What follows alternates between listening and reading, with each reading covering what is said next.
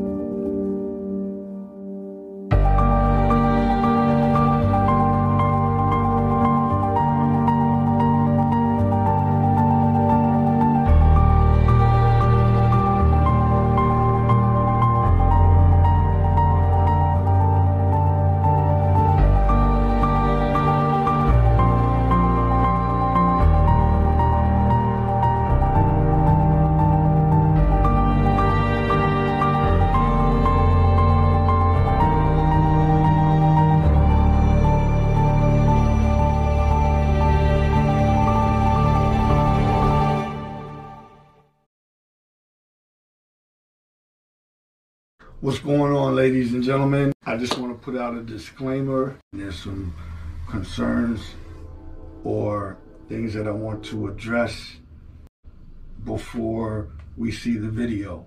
We're an organization called Truckers Feeding the Homeless. We started about 4.5 years ago. First off, I want to say what we do is we elect one city each year. We go to that city, we feed as many people as we can, give them clothing, socks, underwear, gift items, book bags, a whole hygiene pack. So what we do is we elect a city every year and we go to the city and we feed it. In the past, we've always fed the streets first. There are some homeless people that can't go to the shelters. They're not allowed in the shelters for whatever reason, but none of those reasons are reasons that they shouldn't receive food. We like to say that we're there to feed them, we're not there to judge them. No one deserves to be invisible. So what we do is we go to these cities and we make sure that for one day they don't feel invisible. A handful of people have asked, why would you record yourself doing something good? You got a GoPro on? Yeah. It's on? Mm-hmm. Why is it on? The only way that I can sit across the table for big companies to give us money so we can go out and feed the people is a show and prove. Oh, I respect. Yeah. All right, brother. I appreciate it. Thank you. God bless. The reason that we record ourselves is because when we want to sit across the table from companies and we need to ask them for contributions to give back to the streets and to the people, we need to have proof. We are in 2022, ladies and gentlemen. So in this day and age, digital portfolios are a way to present something to the company. Yes, we could take pictures, but nonetheless, we still have a camera out there. I want to say that when you're watching this video, none of these people asked to be highlighted in the video. So that said, they didn't ask to be filmed. It isn't their goal to be on camera doing what they're doing. They're just doing what they're doing, and I'm documenting it. We really want to inspire and encourage more people to pay attention to the homeless problem in the United States, or even just come out and join us, or start something in their own city, or maybe they don't have a homeless situation in their city, go to another city and do something for somebody else. I want to give a big, huge thanks to JBS Foods. We have a member of Truckers Feeding the Homeless who works for JBS Foods. And JBS for the last 2 years has donated, contributed all our protein. Last year, they gave us 200 pounds of chicken. This year, they gave us 600 beef patties. I also want to give a big thanks to I-65 Transport. The owners over there and the administration have been completely supportive of the event, the movement, and not only supportive, have contributed as well monetarily. I would like to give a huge thank you to Sandell Transportation out of Schenectady, New York. Their contribution this year, like clothing, is huge. To give us boxes of clothing that still had tags on them. I mean, we're talking Levi's, Vera Wang, and other women's sweaters, as well as monetarily. I just can't thank Sandell Transportation enough. So thank you, Sandell Transportation, for climbing aboard this year, and hopefully you stick with us.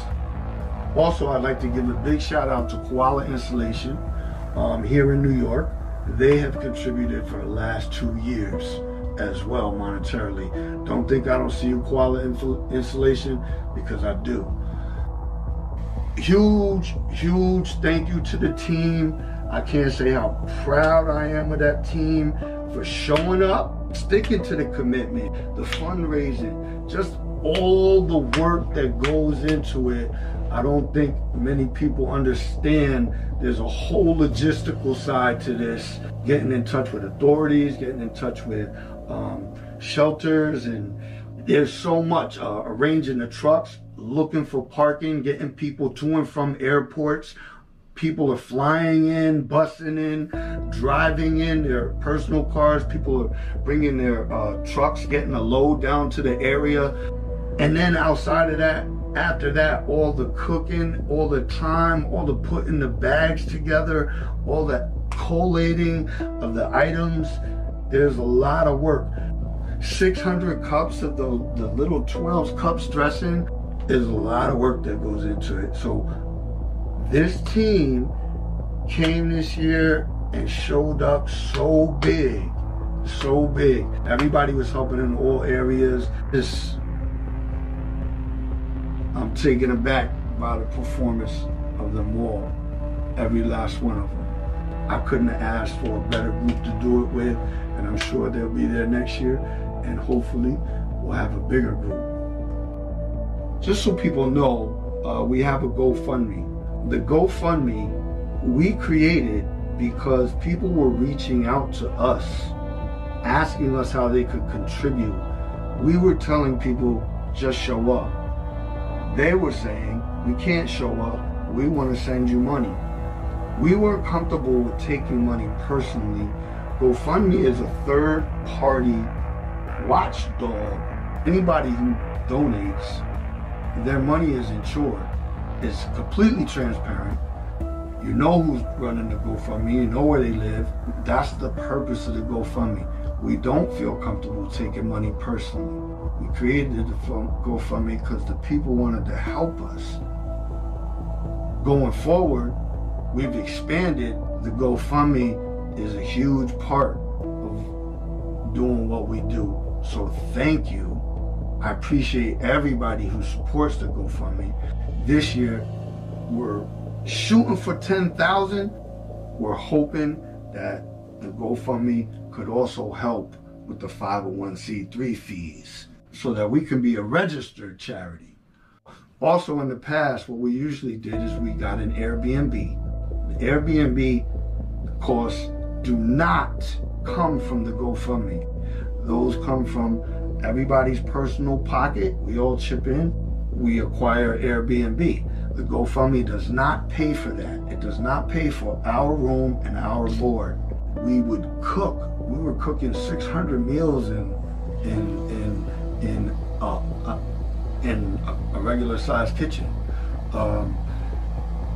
We decided that since we were going to these cities, not only do we want to reach out to the homeless and the less fortunate, we also wanted to start building relationships with facilities within those cities, because I'm sure that we'll be revisiting. And if we can expand to the capacity that we'd like to expand to, we'll be doing more than one city in a year. And we need those type of connections and good people and support. This year we decided to team up with the Manor House, and a huge thank you to Miss Patty. You're amazing. We thank you for letting us come into your home and into Baltimore and taking over the Manor House completely and feeding the people. It was great working with you guys, and you guys got some t-shirts coming, so sit tight. We teamed up with the Manor House this year in Baltimore, and what we did was we fed 125 people out of the Manor House, which is about what the Manor House would get on a daily basis. And then we took what we had left and we took it to the streets.